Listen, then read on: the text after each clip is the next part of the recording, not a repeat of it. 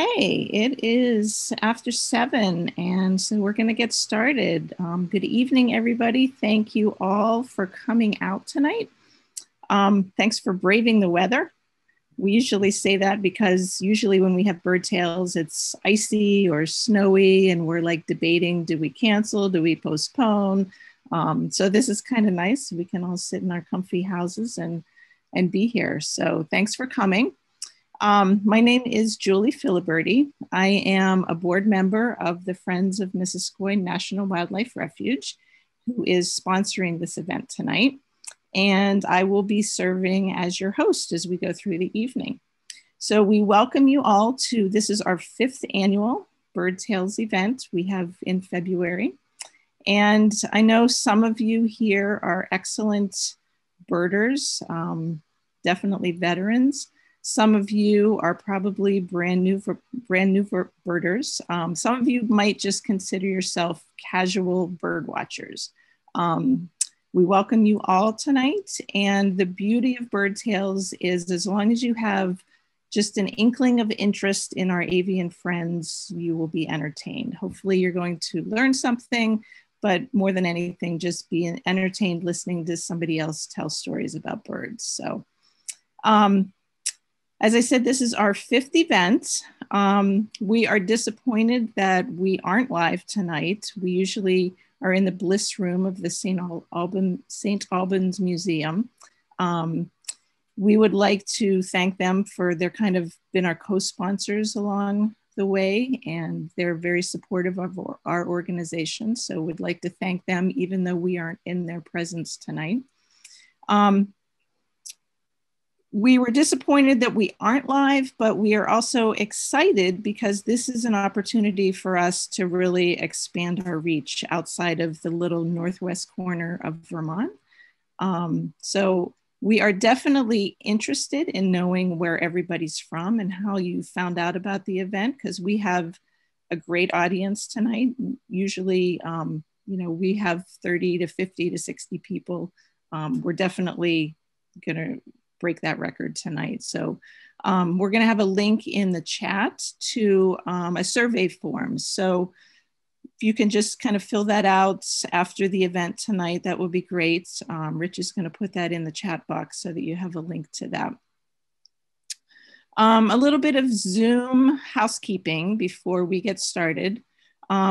Just a word of advice, the best viewing that you're going to have is if you put it on speaker view and put it in full screen mode for those of you that are watching. Then you're not distracted by everything else that's kind of going on. If you're in gallery view, you see everybody and it's a little bit more distracting. So put it on speaker view if you can. If you have a weak internet signal, sometimes it's better if you just keep your video off because that'll improve the show for you. And I think everybody should be muted except the people that we need to speak tonight.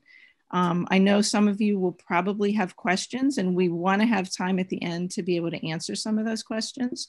So as we're going through the presentations, if you have a question for one of the presenters, we just ask that you put it into the chat, and we're going to keep all questions until the end and hopefully have time to address those at the time. Let's see. I said this is hosted by the Friends of the Missisquoi National Wildlife Refuge. We're up in Swanton, Vermont, in the little northwest corner of Vermont. And we support the refuge in a variety of ways. And this is one of the ways we do it, by doing a little bit of outreach and giving some presentations. So Bird Tales was something we started and it's been a hit. So we wanted to keep it going even in COVID times. So if you haven't been to the refuge, I think it would be best to hear a little bit about the refuge because you definitely would want to come visit. So the first person I'm going to introduce you to is our refuge manager, Ken Sturm, and he's just going to speak a little bit about the refuge and tell you why you might want to come visit if you hadn't been there before. So Ken, go ahead and take it away. Thank you so much, Julie, and welcome everybody to Bird Tales, COVID version. It's really exciting to see how many people have joined us tonight, and I hope that every single one of you has been to Missisquoi National Wildlife Refuge, and if you haven't, that you'll be inspired to do so soon.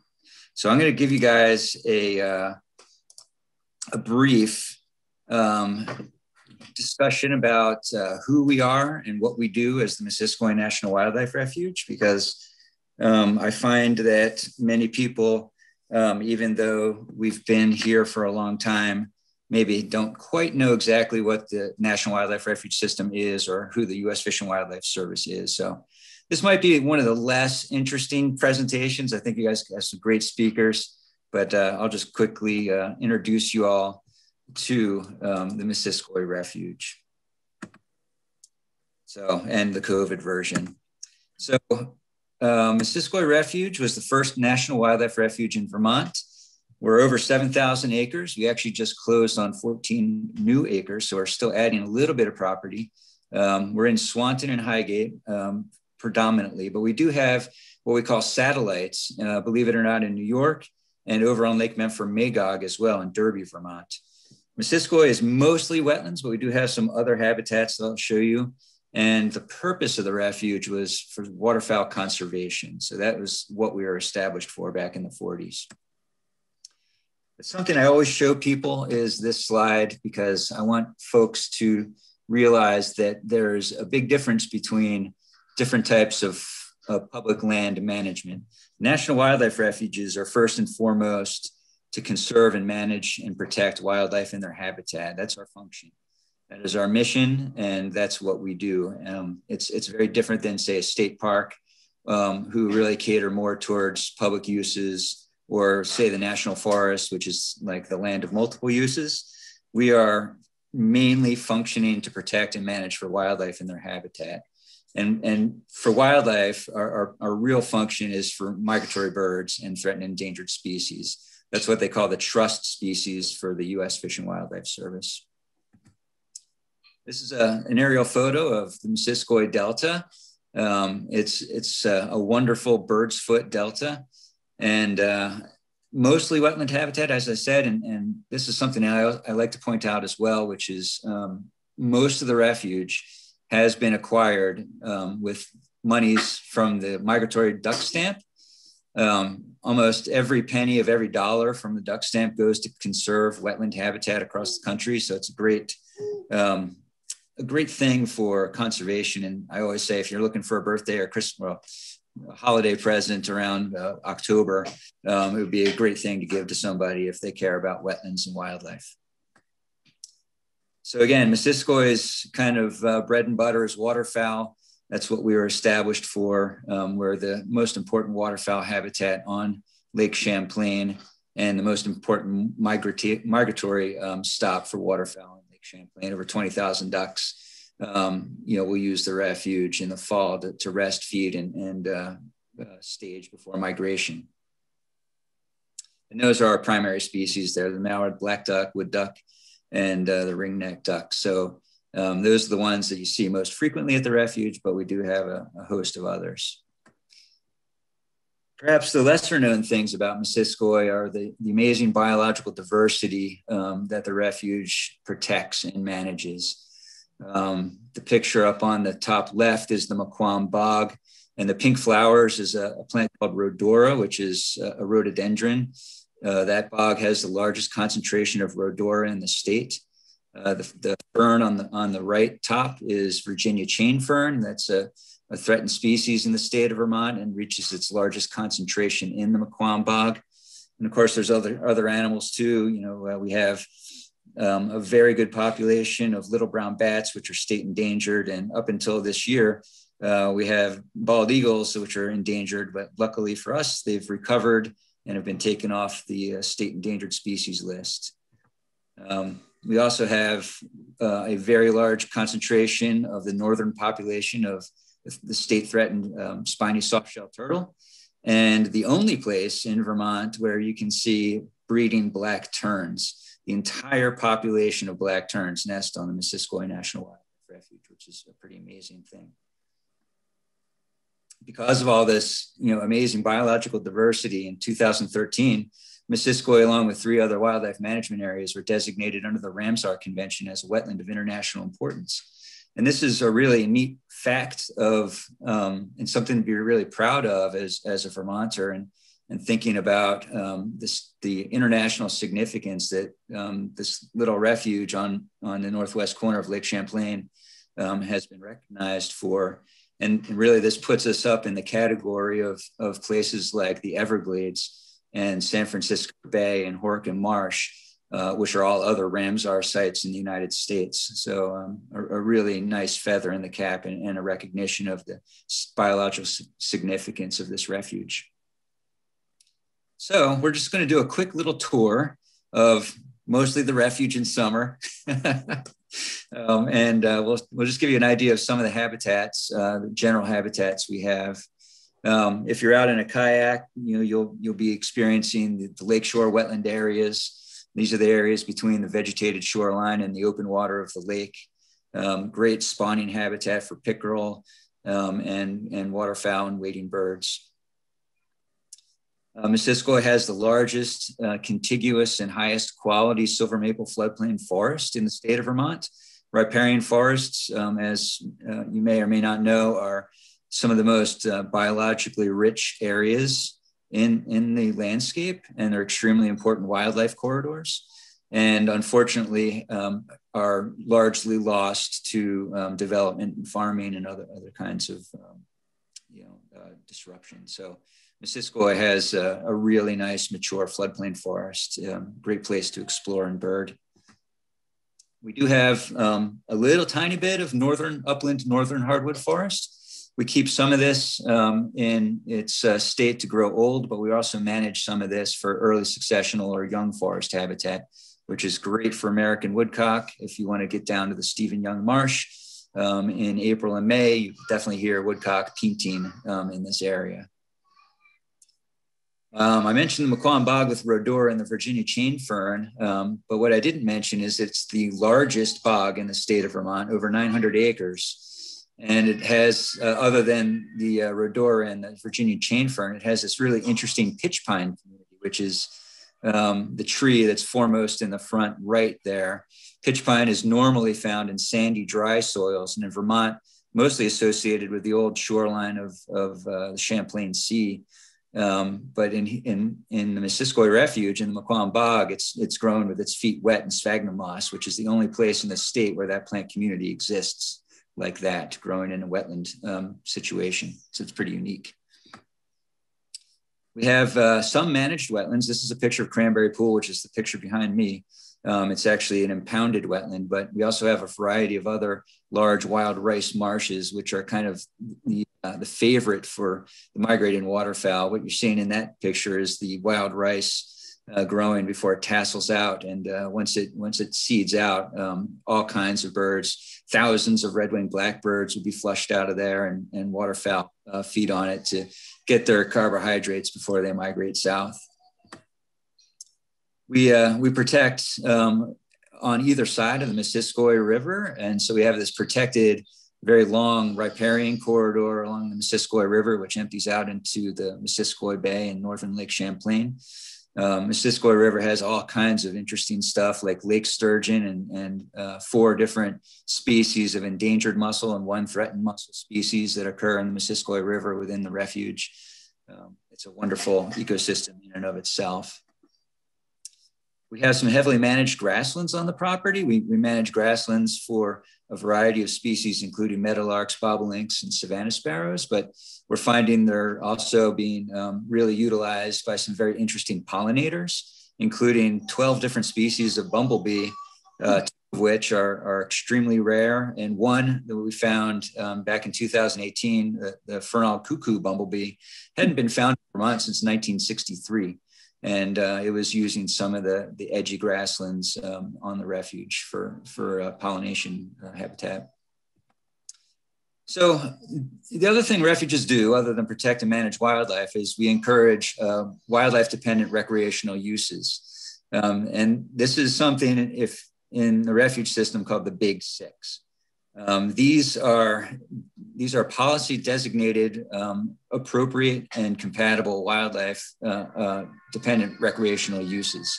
So wildlife observation, education, interpretation, hunting, fishing, and wildlife photography. You notice all of those are involving wildlife. So one of the things that we really encourage is folks to get out on the refuge and really try to experience wildlife through all these different methods. It's one of the things refuges tend to shine in a lot of ways. And so how do you do that on Missisquoi? Well, the main way is through our trail system. We have 7 miles of public use trail. And you can get this map on our website if you want to take a closer look.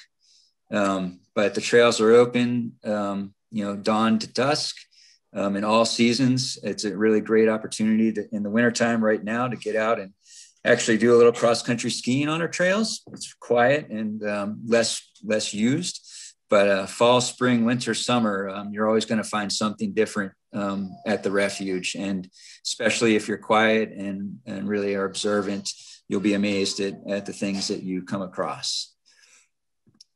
And I just wanted to throw in this slide. I work for the U.S. Fish and Wildlife Service, and the Friends are our volunteer support organization. And this is just a short list of some of the things that they get involved with. Bird Tails, of course, is in red, but they do a lot of other things, including bird monitoring walks. They have a quarterly newsletter, which has some great information about the refuge. They provide bus grants for local schools to bring kids out to the refuge. So there's a lot of different things. I would definitely encourage you, if you don't have a lot of information about the Friends group, they have a website and they have a Facebook presence. Very easy to find, and I encourage you to check them out. They're an amazing organization and help the refuge out in so many ways. And then one last thing, don't forget backyard bird count this weekend. You don't have to be in your backyard. You could be on the refuge. So I hope some of you take the opportunity to do a backyard bird count on your backyard refuge. And that is it. Thank you so much, Julie. I'll return my screen. All right. Thank you, Ken. Hope that information was interesting for a lot of people that haven't visited. So when we began planning this year's event, we all discussed kind of the growth in backyard birding that this pandemic has brought on. All of a sudden, there were lots of people that, so they were stuck at home and they were going out in their own backyards and they were seeing these things that they really hadn't noticed before, because now they had time to really take it all in, what was happening in their own backyard. And so many new people emerged with questions about what they were seeing. And I have to say, as a birder myself, it's really been an exciting time in birding circles to be able to welcome all these new birders in, with their curious questions about things that they've been seeing.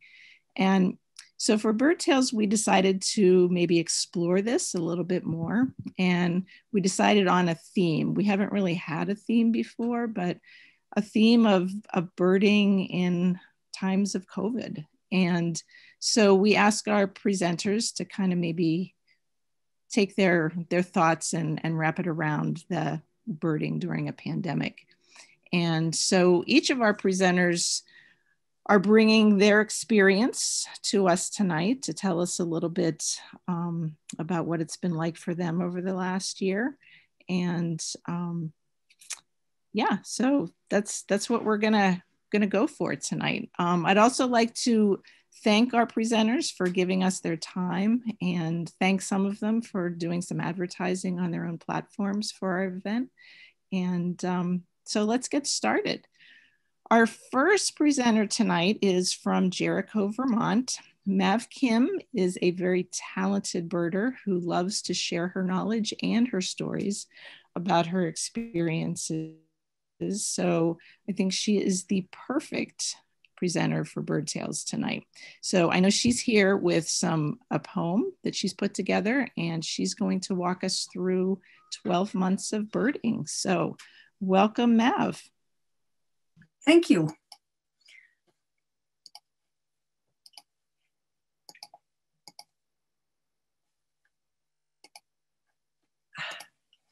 Just a minute, we're getting that screen sharing has failed again. Let me try again. I know we can make this work. Screen share, do that.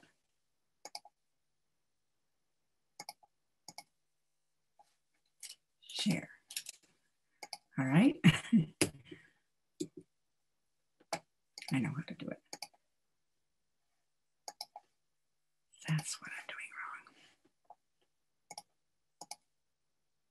wrong. Okay. The 12 months of COVID, nature's gifts in a time of pandemic. In the first month of COVID, my true love said to me, let's go back a minute. In the first months of COVID, my true love said to me, driving around for birding just isn't going to be. Sure hope the birds start traveling and come here to you and me. The first were red-winged blackbirds, and I don't know why that's broken up like this, but the other ones won't be. The first were red-winged blackbirds with epaulets of red and yellow, and then some streaky females, burnt orange blushes at the boldness of the fellows. And then one eastern bluebird, curiously peering down, as ready as we were to welcome spring to town. In the second month of COVID, my reason said to me, 'tis time to cancel 2 great trips. Oh, woe is me. But the birds didn't know my misery. They just kept feeding busily and belting out their springtime songs. The goldfinches were hedging their bets, holding on to winter's old, while little bits of brand new yellow turned themselves to gold. And then one lonely vulture, the first one of the year, soaring, tilting, searching for that delicious winter-killed deer. And dapper little chipping sparrows, sapsuckers, winter wrens, and a different kind of blackbird, the one called cow. While grackles glared and strutted to come back now. And in the third month of COVID, it did. The gray skies of a cold May brought gray catbirds, gray on gray, muted with muted, Quaker quiet. And then a splash of color, black and orange and yellow, shocking to our eyes. Baltimore Orioles, returning north and finding only snow, were desperate to know, where's all the fruit and insects that we so badly need to live? Well, we rushed outside to give them what they desperately sought. We put the suet back outdoors, a dozen oranges bought. We were dizzy with the colors. We were dizzy with the numbers. And we watched them finish off 2 pints of jelly that I'd made last summer. The gifts for us of this pandemic, the gifts of backyard birding. And then more colors. And still more. And warblers, spirited rainbows of spring, chasing away the too long enduring black and white, as the trees finally lost gray and black, and spring's flowers and greens came back. The next 2 months of COVID for my true love and me, we lived inside our gardens, as busy as we could be. We filled the freezer and the pantry, our plates and our bellies too. But we were always on the lookout to see a bird or two. In the 6th month of COVID, my true love asked of me, what is that bird up in the tree? It looks so odd to me.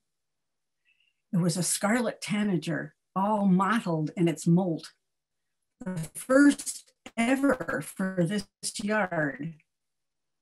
And then another. The autumn months of COVID treated my love, including kinglets, 3 or more. The autumn months of COVID challenged my love and me with fall warblers in great numbers in just about every tree.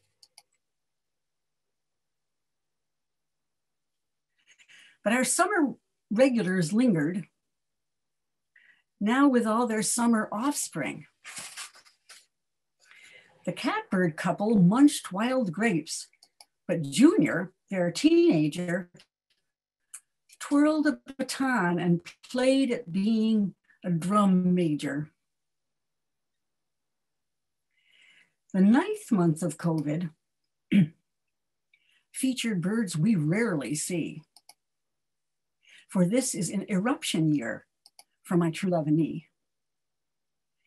In the 10th month of COVID, what happened to the birds? We got the regular species, we got the regular numbers, but they didn't stop to visit. They didn't stop to linger. They didn't stop to eat a seed from out of Bernie's fingers. What airborne danger made them wary? We looked, but we couldn't see. It could have been a hawk or an owl a-sitting in a tree. The 11th month of COVID treated my true love and me to 24 black redpolls, as pretty as can be. And Pine Grove speaks in a spruce tree. The 12th month of COVID brought snow and snow and snow. But our little redpolls just aren't ready to go.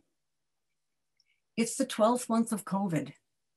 And my love and I agree, this virus has outstayed its welcome.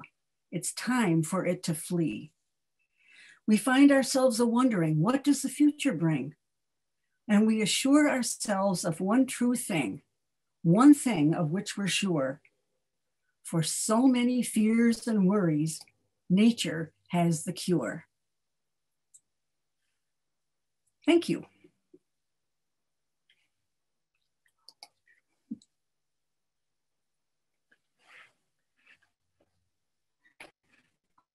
Thank you, Mav. And I have plenty of Welcome. redpolls too, and I'm waiting for that hoary to show up, and I haven't seen it yet, so. Us too.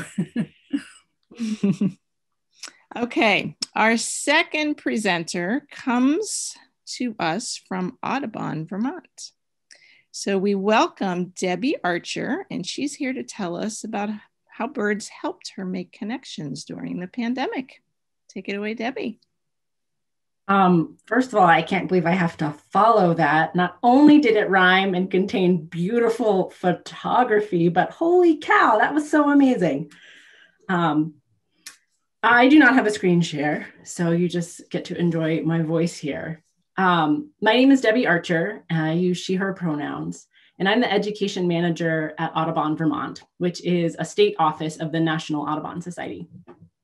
For 6 years, I have had the joy of working at the Green Mountain Audubon Center in Huntington. We have 255 acres, 5 miles of trails. It really is a joy to get to work at a nature center. And I get to share that space with some amazing birders, naturalists, educators, conservation biologists. So I love my job.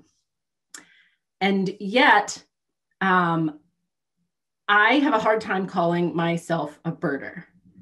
In my mind, you know, I struggle with the idea of waking up early more than twice a year to spend an entire day looking for birds that I may not be able to identify their call or even see them clearly.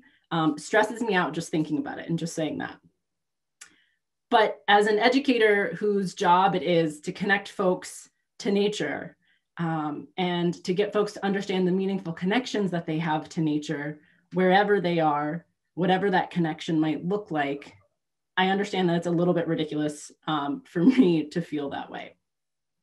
So in the face of COVID, this pandemic, everything being shut down, and us humans being locked in, birds have presented an opportunity to connect with the outside world and with one another, and for me, with my inner birder. I saw myself in other people who were getting out to go for a walk around town because that was all we could do. Folks who maybe had never gone birding, never put up a bird feeder, didn't own a single pair of binoculars or a field guide, were outside and were noticing the birds and noticing the wildlife. And I found myself rooting for them, right? Just like Julie said earlier, I found myself rooting for them and saying like, yes, welcome to birding. We accept everyone. And then early on in the pandemic, we saw that incident happen with Christian Cooper. Christian Cooper is a Black man who was a board member of the New York City Audubon chapter. And he was out in the park one day, like many of other people. It was the place of respite, a place of escape. And while he was birding, we all saw probably that footage of him being threatened, birding while Black in Central Park. So obviously that incident resonated across our country in the face of the protests and the calls for racial equality that were happening this summer.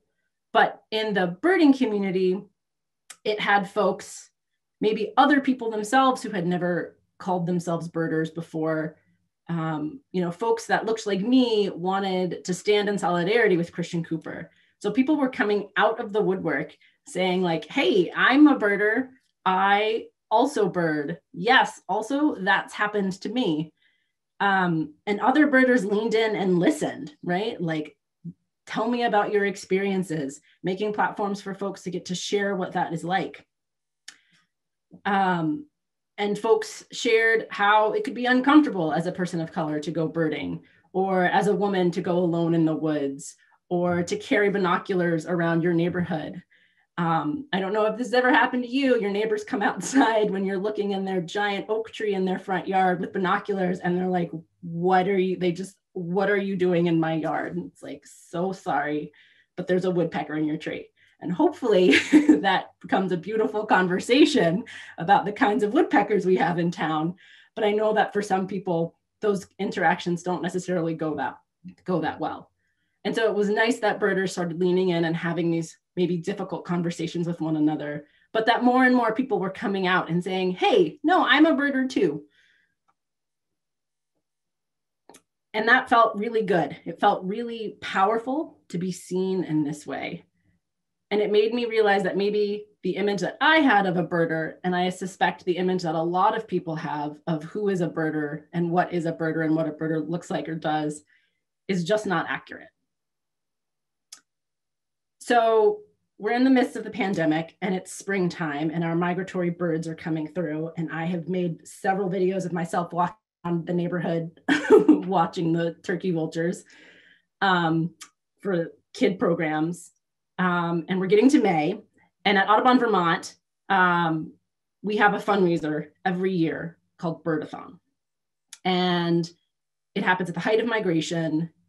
And normally our staff get together and we spend the entire day birding around Huntington and Richmond, trying to see more birds and raise more money than the folks on our board. It is like my favorite day of the year, even though I have to wake up at 4:30 in the morning to get to Huntington from my house to start birding at 6 a.m.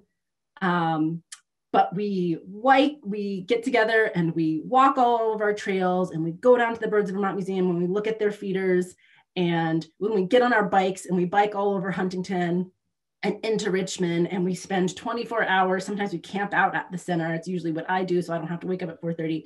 And we camp out at the center sometimes, and we are just trying to like see the most birds. And I love that day. But because of COVID, obviously, we could not have that program. So running with the inertia of people and saying, I'm birding, I want to bird for the first time, we decided to do this program virtually.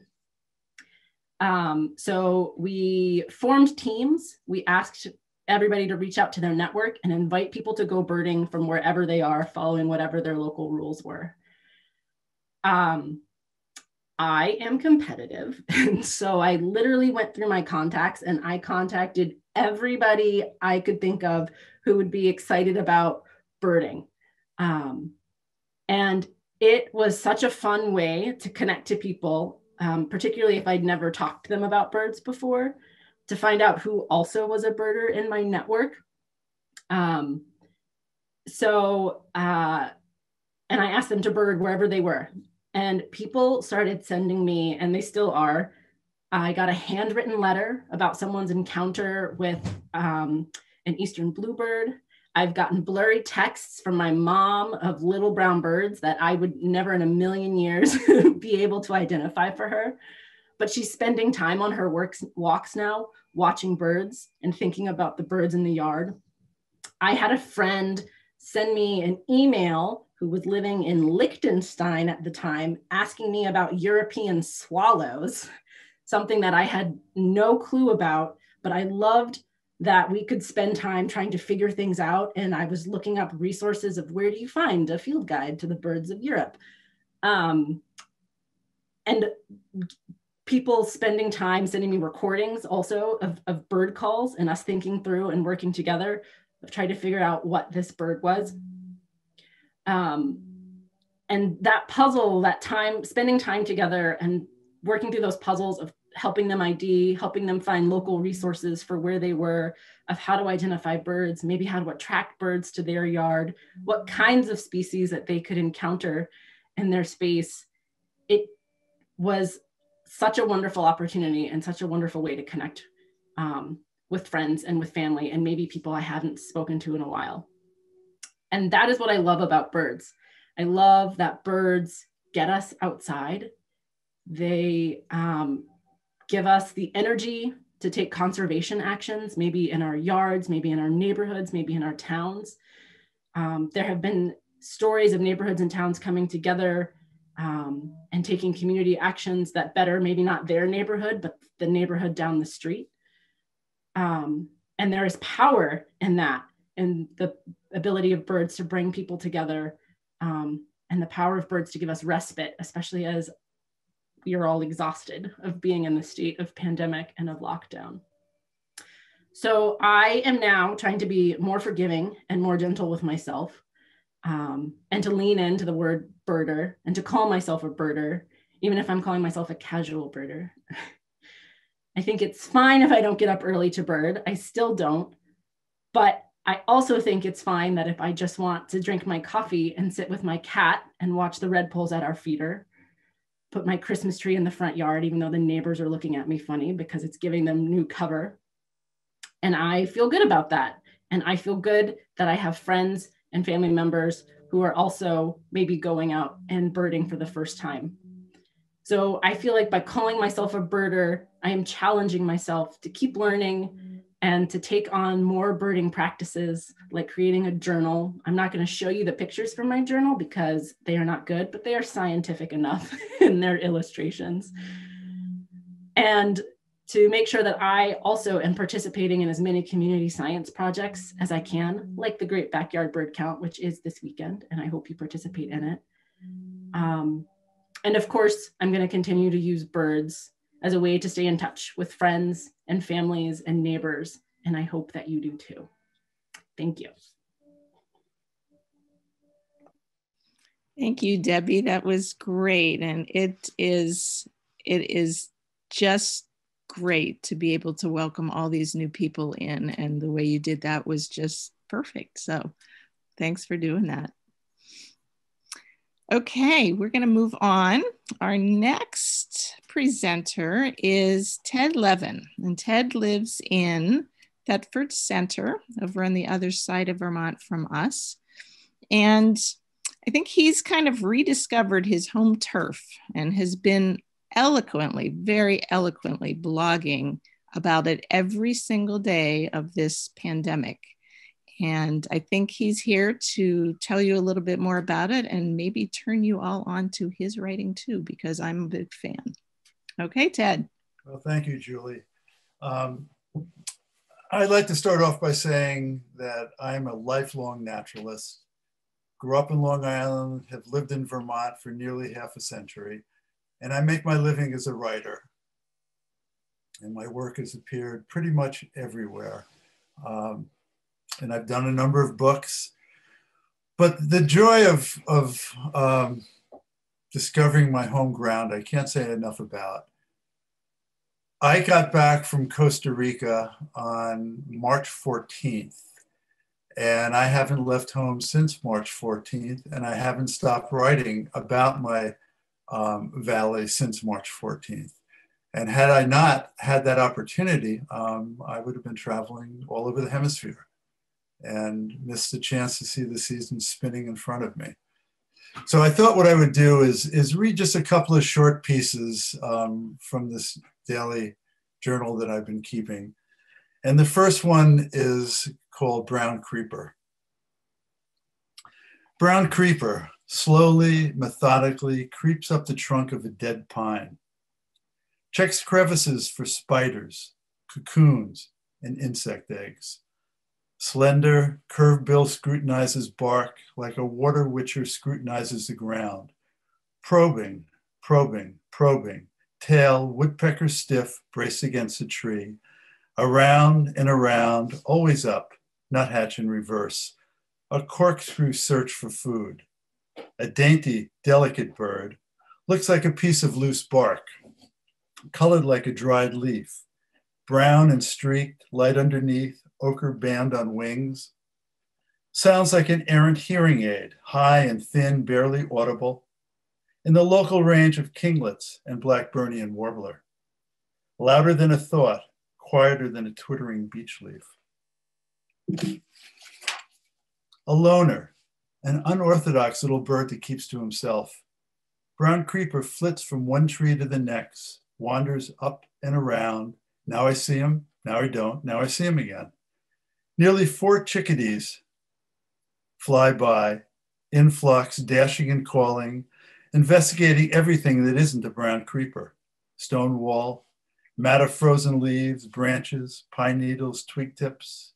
I stick with the creeper. It may be months before our paths cross.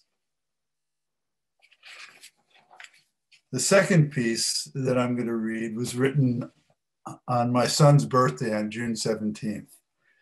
And it's far more personal than the brown creeper, but it's birds of my avenue inside and out. 5:05 a.m., 47 degrees, wind northwest, 0 miles per hour. Sky empty of clouds, a rose wash in the south. A landscape photographer would cut out the sky. There's nothing there, just pale, barren blue. A magazine photographer might not, however. An editor could lay out a title or a graph in the vacant sky. That's about it. A blue void, except for a goose alone and silent that passes southeast. Wetlands veiled in anorexic mist. I can almost see individual droplets, which collectively blunt the crowns of spruce and fir that hem the far shore. Veeries spin music out of vapor. Outflow pipe from the pond no longer drips. A pair of robins, like spotted sandpipers, hunt the emergent rocks in the lower of the 2 permanent streams. Pick dormant insects that wait for rain. House ran back up to speed. Rapid fire song at machine gun pace. Apportioning of resources. 7 warblers sing 7 different songs and 7 different trees from 7 different heights. In the front yard, a pair of hairy woodpeckers idle on the trunk of my black walnut. A most personal tree. 33 years ago, when Linny was pregnant with Casey, she decided that we should collect walnuts from a large, sweeping tree that grew on a nearby dairy farm. We were given permission to gather nuts, which littered the yard like pebbled linoleum. We collected a bushel, the most magnificent walnuts I had ever seen, each one almost as big as a baseball, with fragrant yellow-green husks like so many odd-shaped apples. Of the approximately 100 nuts we gathered, 7 germinated. After Casey was born, Linny called the sprouts Casey's trees. She planted them in the yard and fussed over them. 4 survived the first year. A deer ate one the second year. Another died of unknown causes. When we moved to Thetford 7 years later, the trees came with us, 2 feet tall, quintessential slow-growing hardwoods, roots longer and stouter than trunks. During the 3 years that we lived on Houghton Hill, one of the saplings died. By the time we moved to Coyote Hollow, we had 2 boys and 1 tree. The walnut was now 8 feet tall. We hired landscapers to transplant it.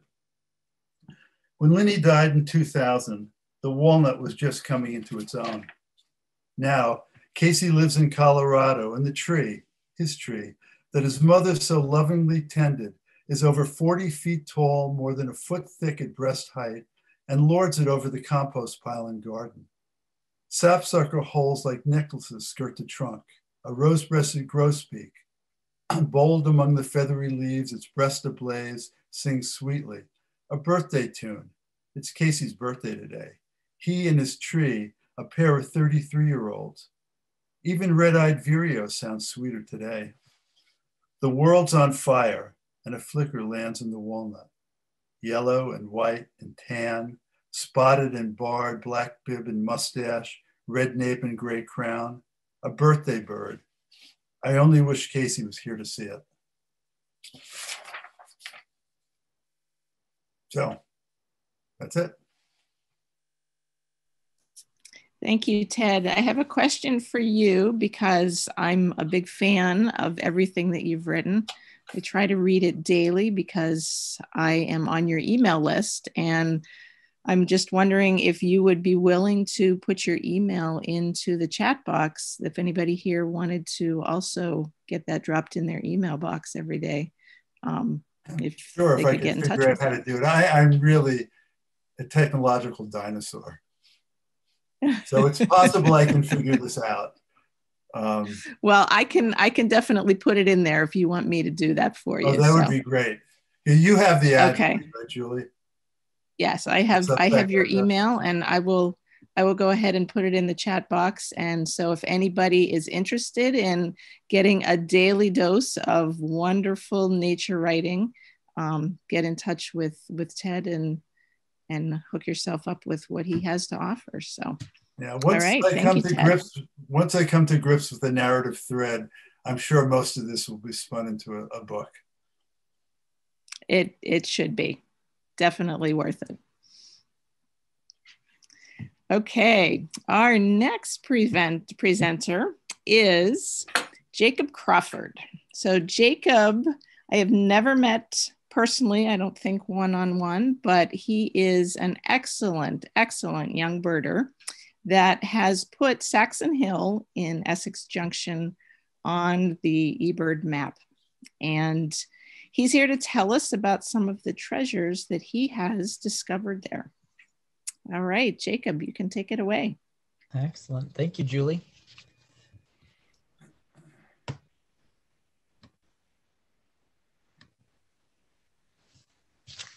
All right. Good evening, everyone. My name is Jacob Crawford, and I am a third-year undergraduate student at the University of Vermont, majoring in wildlife and fisheries biology. I'm a native Vermonter with a love for the outdoors and a passion for birds and birding. 19 months ago to the day, in July of 2019, I took a stroll through a local natural area known for mountain biking to see what kinds of birds lived there. Today, this natural area is known as Saxon Hill Recreational Area in Essex, Vermont. I quickly discovered that there was much more to this area than simply a winding network of treacherous biking trails. I found a large expanse of flat terrain that contained multiple habitat types from both young and mature pine plantations, sweet fern fields growing among 2 individual solar arrays, and early successional growth in recent clear cuts. The area quickly became known for its breeding population of Vesper sparrows among the solar arrays. An assortment of other shrubland species such as eastern towhees, brown thrasher, indigo bunting, field sparrows, and even a pair of mourning warblers also attracted birders to the area. Even after these birds had left, I continued to visit Saxon Hill throughout the winter of 2020 and grew familiar with the resident flocks of black-capped chickadees, red and white-breasted nuthatches, and brown creepers. When the pandemic hit in mid-March, all my courses moved to full remote, and I was stuck inside my house for hours and days on end, having to adjust to a new way of learning and life in general. The novel coronavirus had everyone in my household on edge, and even a trip to the grocery store was suddenly a nerve-wracking task. There was never a time in my life that I felt the need to go birding more than during the first few months of the pandemic. Luckily, my passion and main form of recreation was one of the few that was still allowed amid a nationwide lockdown. Not wanting to stray far from home, Saxon Hill was my go-to local birding patch where I could seek much needed solace and a distraction from the anxiety-invoking world around me. For me, the lockdown began on March 13th, as this was the day that I returned to Vermont after spending some time in New Jersey for spring break. On the 16th, I visited Saxon Hill. Shortly after entering the woods, I stumbled across a noisy flock of chickadees and nuthatches, seemingly mobbing a predator just out of sight. As I scanned the understory ahead of me for a sleepy barred owl or a hawk on the prowl, I was suddenly interrupted by a series of loud whistled calls coming from above. Chip, chip, chip, chip, chip, chip, chip, chip, chip, chip, chip. At first glance through my binoculars, I thought I was looking at a noisy purple finch, making a call that I had never heard before. But upon further inspection of the photos that I had taken, I noticed something peculiar about this bird. It had a crossed bill. Before I could get more photos, the bird took to the skies and disappeared. I quickly reviewed audio recordings of crossbills while the calls were fresh in my mind and confirmed that this was my lifer red crossbill. So cool. By early April, winter was beginning to loosen its grip on Vermont. The days were getting longer, and the first signs of spring and spring migration were beginning to show. I was eager to capture the first arrival of Vesper sparrows to Saxon Hill. After several long outings spent combing the expanses of sweet fern and scanning the tops of solar panels for the species, I finally heard one singing from deep within the southern solar array on April 9th. I let out a sigh of relief as any uncertainty of their return was washed away. And I knew that I would have another breeding season to spend with these wonderful birds. Little did I know at the time, Vesper sparrows were not the best kept secret of Saxon Hill. After seeing recent reports of American woodcock in Chittenden County, I decided to return to the area that evening and see if the fields of Saxon Hill could possibly harbor some of these charismatic terrestrial shorebirds. I walked into the southern array just as the sun disappeared behind the distant Adirondacks. The air was cool, 40 degrees, and quite damp.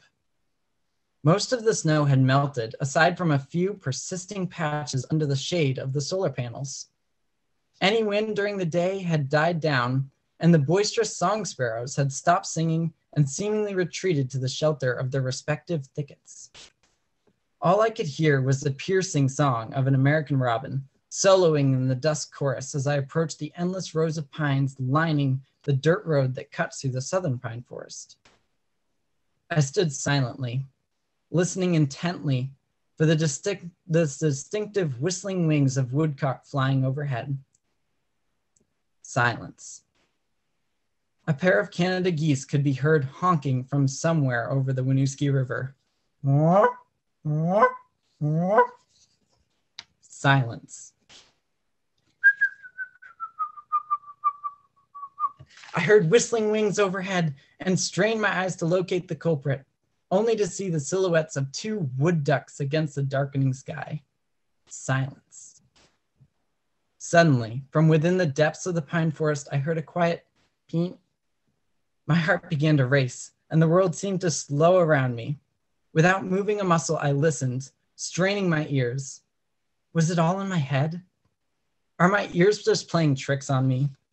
5 seconds felt like an hour, but I heard a second resounding peep. Filled with excitement, I reached into my pocket, grabbed my phone, and added one American woodcock to my eBird checklist. Species number 101 for Saxon Hill since last summer. I looked up just in time to see a dark, plump, softball-sized figure fly at blazing speeds overhead and land somewhere amongst the short pines. A second woodcock. In just a few minutes, I had 4 American woodcock calling around me. After 10 to 20 peents, each bird would take off from their respective grassy opening within the dense pines, flying low to the treetops with whistling wings. Once the woodcock is about 100 yards from its calling dance floor, I like to call it, on the ground, he turns and begins a spiraling ascent above his territory and begins making a series of small squeaks and chirps. As the spirals begin to get tighter, the woodcock's turns become sharper and more abrupt, and calls get more emphatic and faster. Soon the woodcock is flying in a circle that could fit inside, well, my bedroom with impressive speed and agility. In a split second, the woodcock folds its wings and plummets silently back to earth, somehow settling back down on his dance floor in the near complete silence. After 5 seconds of silence, the woodcock is back to painting, and a few moments later, he takes to the air once again in another aerial display. By only moving when the woodcock was in the midst of his aerial display, I was able to approach the displaying area and observe his fascinating actions while staying out of sight and at a respectful distance from the bird. While many people have probably heard a woodcock painting at one point or another, woodcock also make a lesser known quiet vocalization known as a tuku prior to each loud peent. These notes are typically only heard when you are under, say, 50 yards away.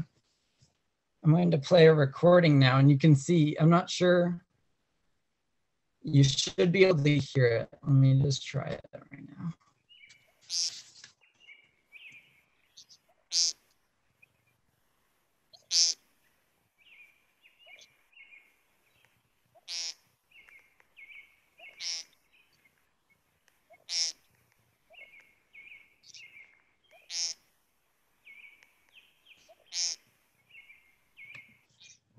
It might be a little difficult to hear in that recording, but I have the sonogram pictured here, and you can see these 2 lines prior to each peent, and that is that little quiet tuku call, which is really nice to hear.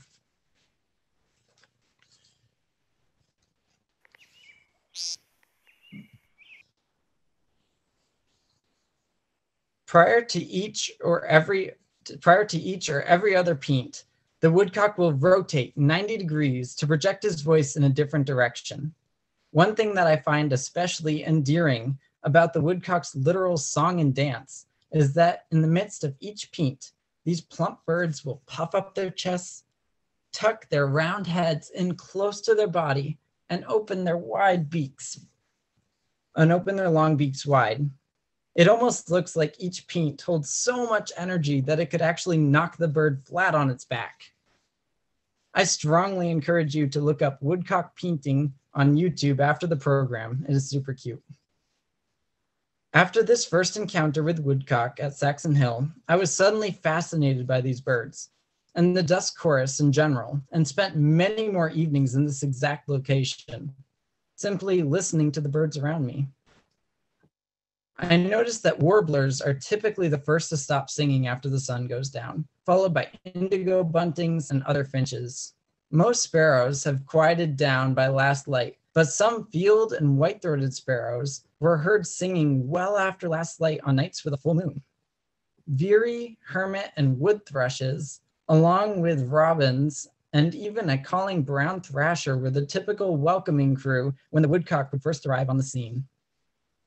On a few occasions, 3 to be exact, in late spring and summer, I even heard the melodious song of an eastern whippoorwill after dark. So exciting. I can't wait for the return of the woodcock to Vermont in early March, and I hope I've inspired you to check out your local shrubby fields and pastures on a cool evening this spring in search of these marvelous birds. Thank you all for listening and have a wonderful night. Thank you, Jacob. I have yet to be down at Saxon Hills, so that is definitely on my bucket list for this year. So, okay, our final presenter this evening is the one and only bird diva, Bridget Butler. She's always lively, always entertaining, and she's going to be speaking as a mother of 3 this evening and what birding during the pandemic looks like for her. Okay, Bridget. Hey, Julie. Hi, everybody. Thank you guys so much for having me. Let me just.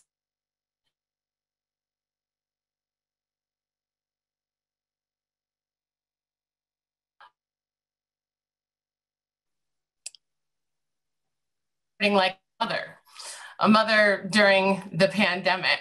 And for me, my birding routine really changed when these 3 little kiddos came into our lives. And when that happened, I kind of reassessed what birding meant for me. And that became the start of my slow birding program, which some of you may have heard about. It's really about trying to connect with birds wherever you're at, being in the moment, and kind of letting go of the chasing and listing that we tend to think of sometimes when we think of birding. I was really happy to hear Debbie say, don't think of myself as a birder. I like that whole thing about casual birding. I think that's so like right on. Whatever birding is to you, it's the right thing. So slow birding came out of my desire to keep birding after I became a parent. And I started to think about what would that look like and how would it be different from the way I birded before. And one of the core practices that came up in this came from a friend of mine named Rob Fergus, who I used to work with when I worked for National Audubon. And he established this thing where he was like, I'm going to count all the birds that I can hear or see on my property in a year. And I was like, cool, I'm going to try that too. Well, 2020 was our 6th year doing that. And what we do is we throw up a piece of paper on the wall and we just start counting birds at the beginning of the year. And we really decided that this was like a key thing to stick with through the quarantine. It was really something that the whole family could do. And now that the kiddos are 7, 8, and 9, you can see they can start to write on that list as well and share the things that they're seeing.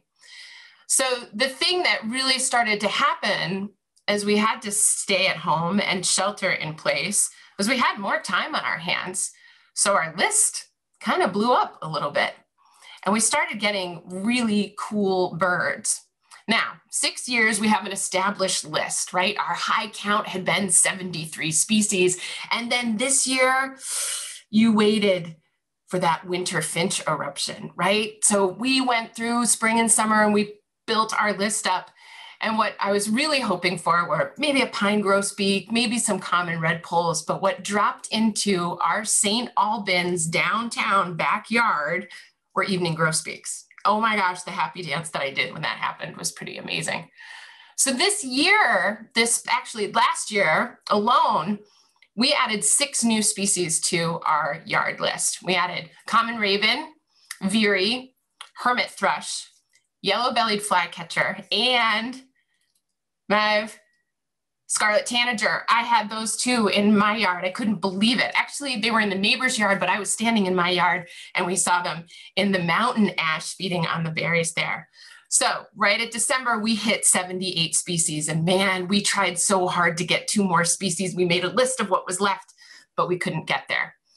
The good thing is that 2021 did not disappoint, and it has not disappointed already. I am so excited about this year because we've already had 2 new species added to our list.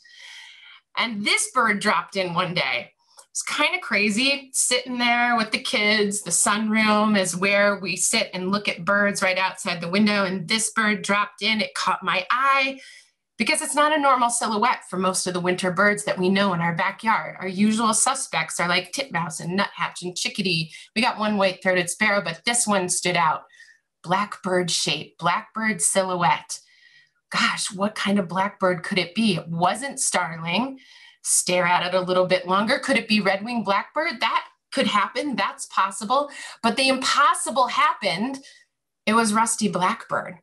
Oh my gosh. This is when I wish I could have invited you all over. Come to the house right now, mask up, get over here. Rusty Blackbird in the backyard feeding underneath the feeders. Came back again one more time. I'm like making notes like crazy, emailing different people from VCE to just be like, is this even possible? And yes, it was, because there was another one in Norwich. So not only was it a new bird for our yard, but it was a pretty cool bird to have in the middle of winter at our house. Another day, we added another species. We put an ice rink in the backyard to keep the kids entertained this winter. And my son took a wipe out, fell on his back, and he's laying there on his back on the ice, and he's like, Mom, that's a different hawk. That is not a hawk that we know. And we looked up, and wouldn't you know it, it was a rough-legged hawk. I see those down by the lake here in Wanton and Highgate, but not right over my house, which is near Route 89. And so we had another new bird for our list. So what I can tell you is I really recommend you giving this a try. Each season is super surprising and you discover something new every year. That first year list is just, oh my gosh, it's like tingly, but every year after that, you're gonna add some more species. So here's what's really cool about this year. We are at 30 species for the year. We've got 2 new birds that we've never had before, and last year, we didn't get to 30 species until April. Oh, it's gonna be so good this year. So give it a shot, see what you come up with. Here's another part of birding like a mother. My family decided that we were not going to send our kids back to school this year in order to lower the risk of us contracting the virus or passing the virus on to classmates and teachers. So, pandemic homeschooling at my house. One of the challenges of birding like a mother is really, once again, shifting how you bird. It's just got to be different, right? With 3 kids in tow, you can't do the same thing anymore. It can't always be about me and what I want to do when I'm birding, or can it? So one of the things I learned was pretty quickly that homeschooling success in part is one part of one thing that they like, something that they like, one part of something that I like and I enjoy. And we kind of hope that we find the place where they overlap. And we sure did. We did a lot of different cool things so far. We've mapped where we found food sources around the neighborhood, around the school. We went and saw the snowy owl in Jeffersonville together, and the kids came home, and without me saying anything, they sat down and busted out books and started drawing, and Colby made this snowy owl out of an egg carton. I just was like mind totally blown. My husband grabbed wood out of the garage and figured out how to build nesting shelves for birds in our backyard. The kids with the scope there, we spent a half an hour looking at a seagull that was lying on its side at Swanton Beach. I never knew I could spend so much time looking at a dead ring-billed gull, but they were fascinated, and it counts towards homeschooling.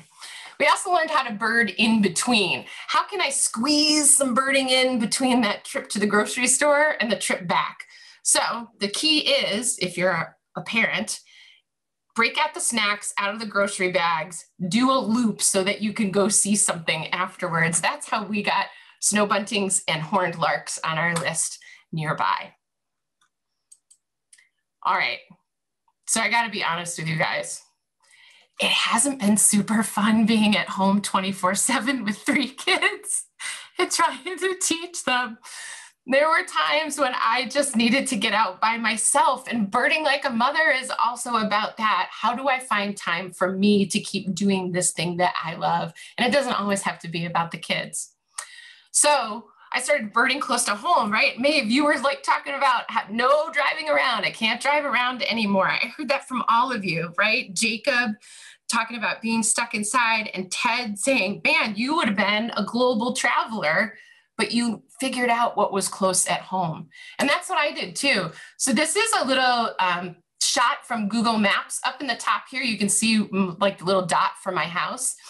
And what I did is I got up in the morning before anyone else was awake, and I went out by myself, and I kind of walked through the baseball fields here and where the tennis court is that you can see. And I came down the road, and I walked down this dead end road kind of behind where this St. Albans field office is. and I cut back into the woods here near this development. This big area right in here is a cemetery. And then there's this swaggy, kind of trash-filled forest that has some trails in it that's right behind the town school. And that became my little loop that I did day after day. And what was really cool is I started to challenge myself to try new things. Maybe this wasn't going to be the spot where I was going to see amazing birds, but I could try new stuff. And I could challenge myself to listen. I knew song sparrow here. And what I discovered was I found all these different territories where the song sparrows were singing from. And I started recording them, kind of like Jacob did with the woodcock. And I could look at the sonograms and see their own personal signature in their vocalizations. So each one of those yellow stars were the song sparrows that I discovered on my walks.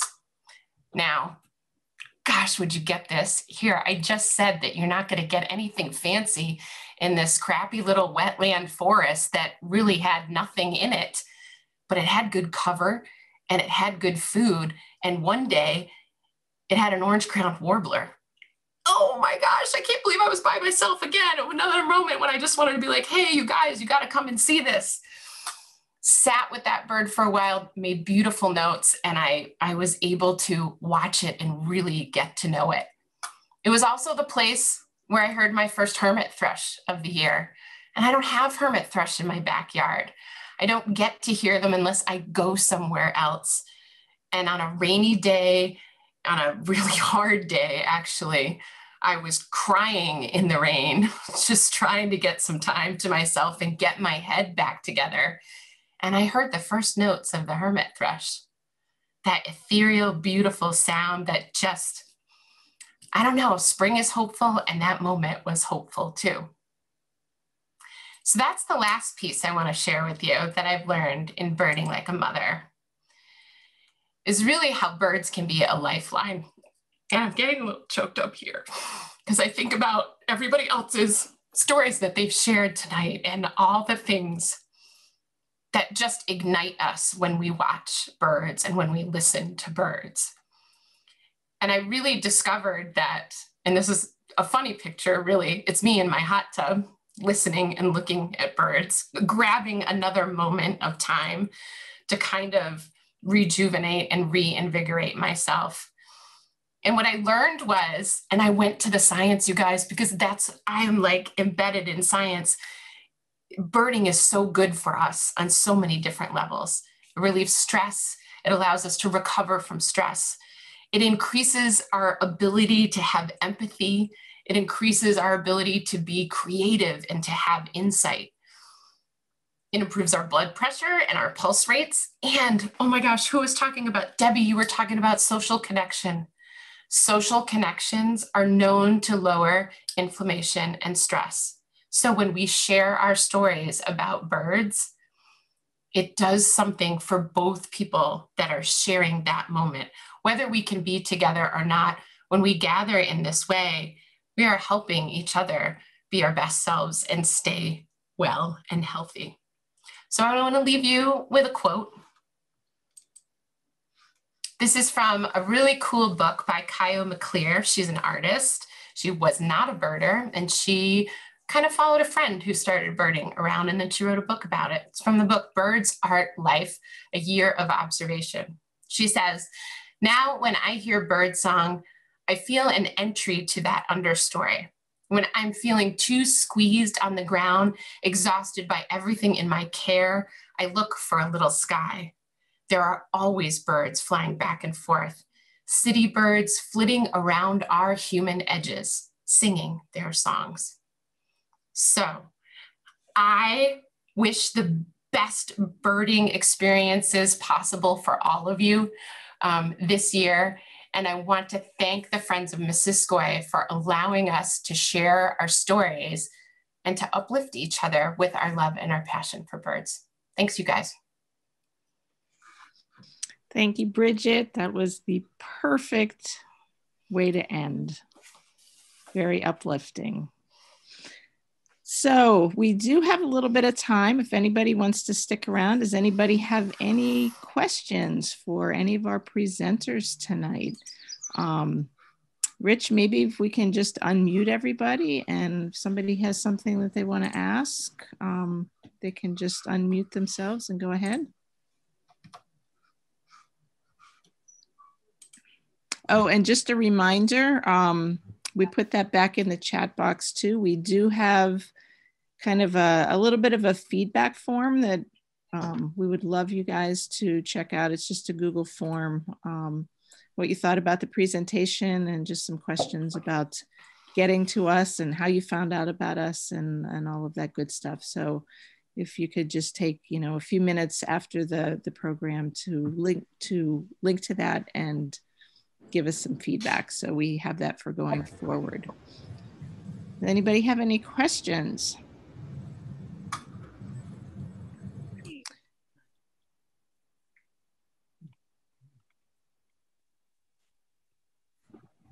No, that's very unusual because usually we have lots of hands up. I'll give you a question, Julie. Okay, go ahead, Susan. Okay, I had a northern goshawk at the end of our house, and I wondered how common they are. They are not that common. This time of year, there are definitely people that see them every here or there. I had one in my backyard maybe 5 or 6 years ago, once. I think that was one of 2 goshawks that I've ever seen in my life. So if you are seeing a goshawk, you are one lucky duck for sure. It was great to be in a pandemic and have a life bird at my own house. Absolutely. That is a very good yard bird to have. Anybody else? I mean, you have some good birders here. We are open to taking any questions that anybody might have about what you've seen or what you've heard.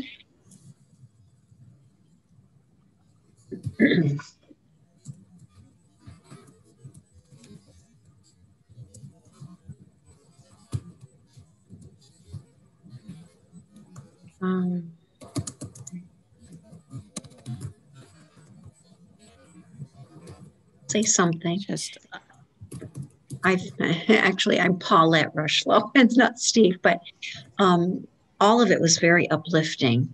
I'm new. I actually came across this. I think it was from the St. Albans Museum or something. I came across this information, but the presenter who did the poetry with the birds, could that be a piece that could be like put somewhere that you could go on the Missisquoi wildlife site and see it again? In other words, could it be put into a link that someone could click on and actually just go to hear it again, because it's so relaxing and soothing? I believe we are recording this, and I think since that's kind of at the beginning of our program, that might be accessible. We put that, if we post that on our site. And I don't know if, Mav, if you'd be willing to kind of give us a written copy that we could at least put out there for people to see also. Sure. I'll get rid of all the notes to myself, like pause and breathe and Great, thank you. Hey, Julie, can I share one quick thing? Absolutely.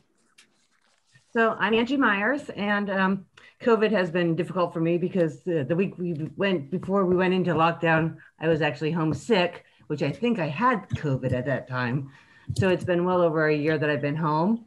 And the bright light of COVID 2020 was that in April, I started watching a barred owl in our woods. And I was able to go out and spend an hour, 2 hours, don't tell anyone, maybe 3 hours a day with the barred owl. And I just got so many great photos of him doing so many different things. And one day I went out to visit him, but I kind of went in a different direction to kind of get a different, because I learned his habits. I knew everything, his timing, when he would leave the trees, what he would do. And this one day I came in an opposite way and I saw something out of my side vision, and I was like, hey, where did you come from? And I noticed a big cavity in the tree, and I was like, did you come from that tree? And lo and behold, it wasn't him. This was his spouse. And so from that point on, I was not watching one owl, I was watching two owls. And again, it started in April, the very beginning of April. To sum it up, by the end of April, beginning of May, we had 3 baby barred owls born for the second time in 4 years. And like I said, I spent many hours out there every day, and I was actually able to follow them through July, August. And sometimes I call myself a bird nerd because this happened 4 years ago. At 16, I'd learned their call as when they were owlets, and was actually able to call to them, and they would respond and let me know where they were every day. And that happened again this time. And I just, it was the most fascinating thing. Bridget, when you talk about learning from home, oh my God, the most fascinating thing that I could have ever learned was the habits and everything that they did. One day I watched 5 feedings between the male bringing food to her, which consisted of 3 mice and 2 snakes. But I photographed every day, thousands and thousands of pictures. And I'm not trying to sell this, trust me, because it was too expensive. I made it for myself, but I created a book and I put all my photos in it. I went online with MPics, and I have a book that I called The Owls of Hardscrabble. And these pictures, 100 pictures, were from the time that I started following the male to the first day that one of the owlets came out, and I watched branch up an entire tree. And because I have so many more, I'm saving my money so that I can create my next one, which will be The Owlets of Hardscrabble. So that's great. a fun little story about that's wonderful.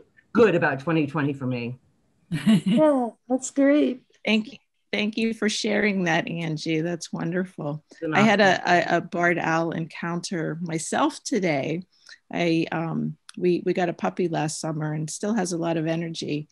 And he has a little frisbee that he likes to take out. And now that we have so much snow on the ground, I've been taking him out with the frisbee and throwing it in the deep snow to try to tire him out.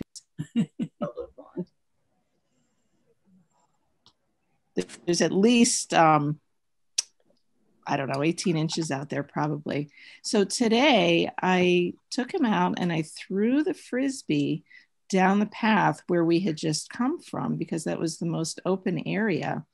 And the frisbee went flying as far as it could. And because I am in the woods, you know, you can guess what happens to the frisbee. It usually hits something. So it hit this tree and it fell straight down because it was a pretty big tree. And I was shocked because I watched this barred owl fly towards me, towards that tree. And, you know, usually when you see an owl, it's kind of flying away because you've spooked it.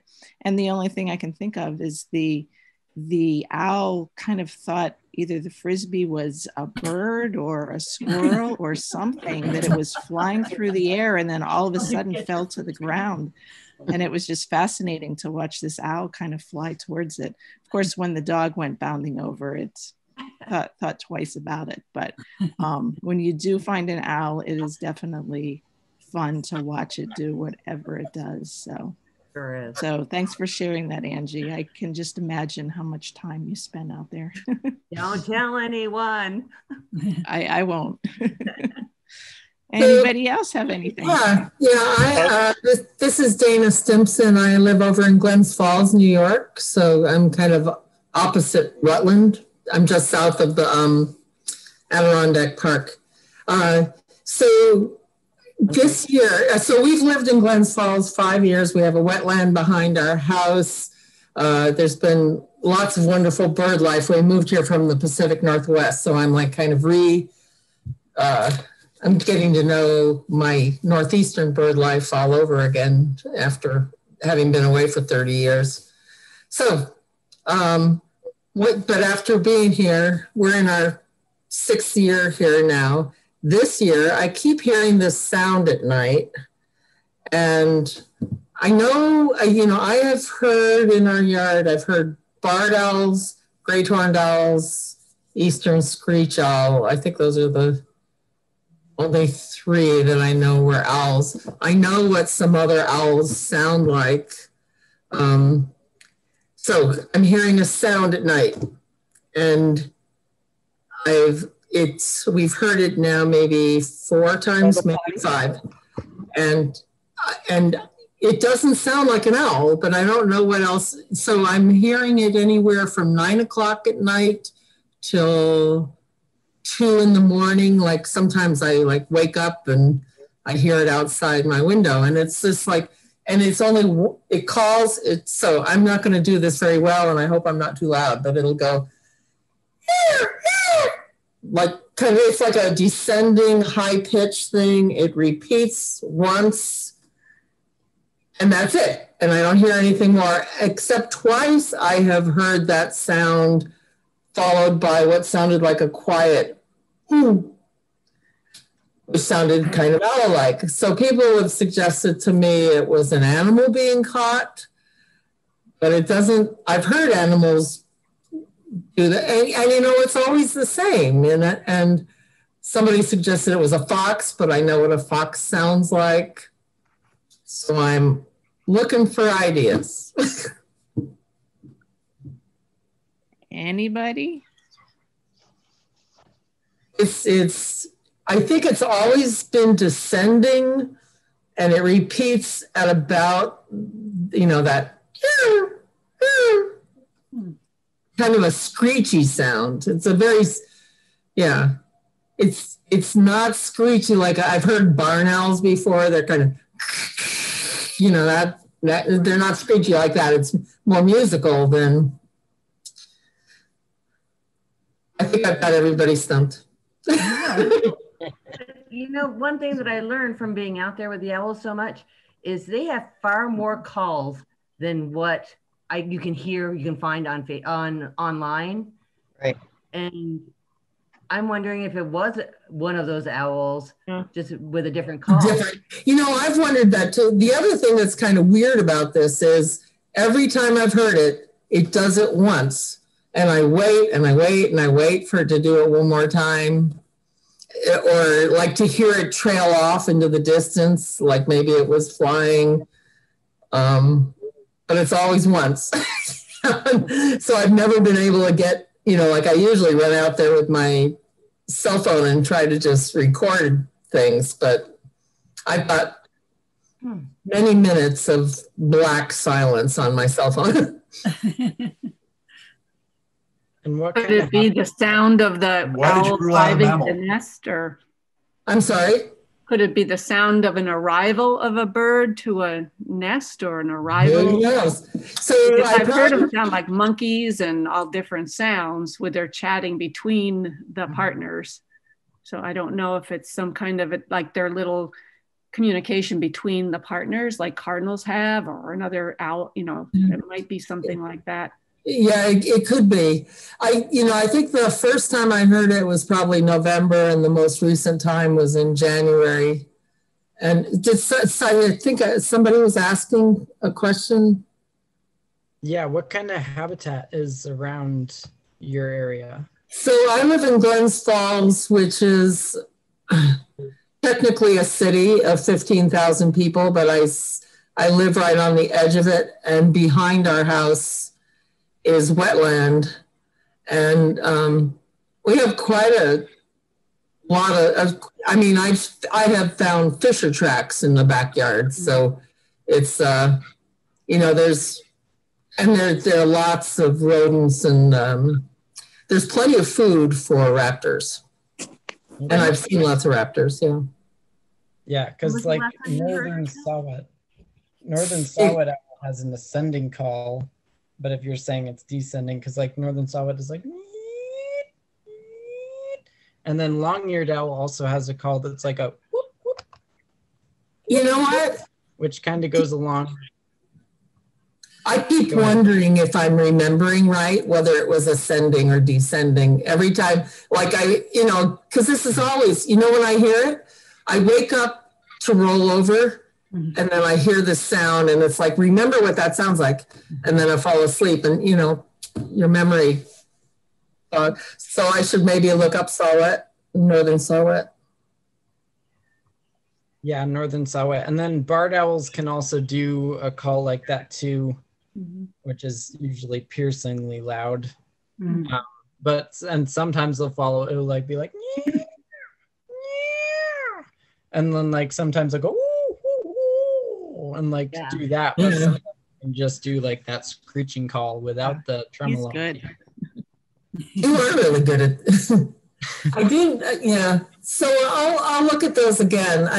I did do a thing with give me a list of every owl in New York State, and then I go through and I listen to them all on Macaulay Library, and I'm not having much luck yet, but I'll try that. Why are you ruling out a mammal? You know what, I'm not, but it sounds, because it's the main reason has been that it sounds exactly the same each of those 4 or 5 times, and it's always 2, a repeat, which, I haven't heard mammals die very often, but I have heard them before. It's too regular. But go ahead. Fishers have loud, piercing screeches. I wouldn't rule them out. Oh, well, there's an idea. I had a Fisher cat. We watched it, my husband and I, and this was years ago, and we watched it slink along right next to our house on a mound of snow. And then after he passed away, it was in September, I had the windows open because it was a fairly warm night. The most blood-curdling sounds you've ever heard in your life. You were sure something was dead in the road. And my neighbors heard it even and came over, and we had Fisher tracks around. And somebody said, nah, it must have been a fox, because fox sounds similar. Sometimes they have that eerie, but there's something unearthly about a Fisher. And they can make the noise and then stop. They don't have to continue with it. I'm going to follow up on that. That sounds like a good idea. It can easily come from a tree. Oh, absolutely. Yeah. Ours are running around the road. I saw one about 3 weeks ago, very large-sized one, crossed from one side of the marsh to the other side, down near the dump in North Hero. And we have them throughout the islands. Ask anybody who's got chickens. Yeah. They like them. Who's talking right now? We do have a couple questions in the chat still to get to. I don't know if Ken is still on. One of them about the prevalence of rusty blackbirds on the refuge. And he's probably the best one to talk about that. Sure. Missisquoi actually, during migration, is a great place for rusty blackbirds. I think maybe 3 years ago, we did a blackbird blitz during migration in the spring. And I think it was the greatest number of rusties in the entire state. So in the floodplain forest, especially along Max Bend Road, which is right off Route 78, follows the river up and into the floodplain forest, is a great place for rusty blackbirds. But like Bridget, I've actually seen them on the refuge in the middle of wintertime too. So it's pretty unusual, but spring is a great time to see them. All right, thanks. Another question, which may be Bridget or Mav or Julie, about the best way to learn bird songs. I think the very best way is to be out there watching a bird sing. If you watch a bird sing and give yourself the time to actually watch it, that will imprint in your mind the fact that that song belongs with that looking bird.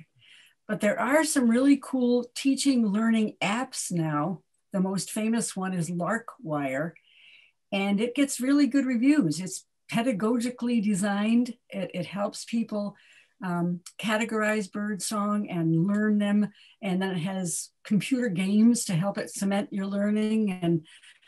And I've had people on some of my walks who said they love it. So, but I still think the best way is just to be out there watching birds and listening to them at the same time.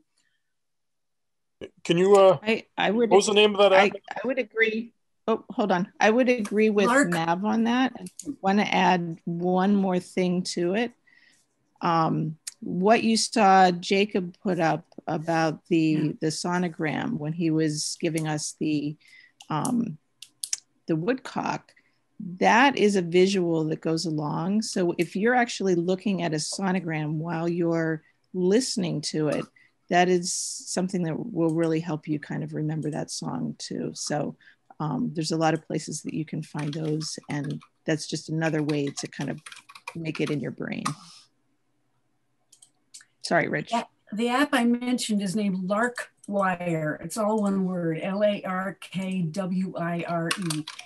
And you can buy a test thing just to see if you like it. I can't remember how much that costs. It's not very much. And then you can buy Eastern North American birds and all of North American birds. And I think that's it.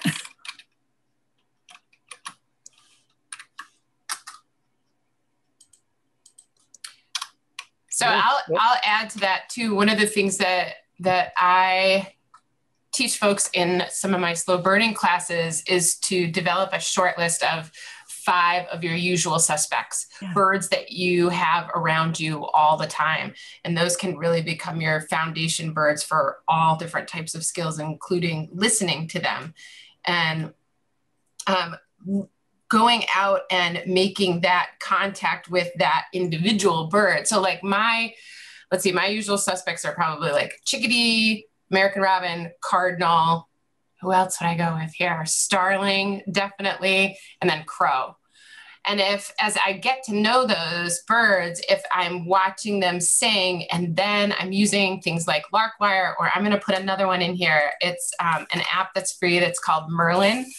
I find that some people are visual learners, so they really need that spectrogram to be able to connect both the left and the right side of the brain in being able to help you make that identification.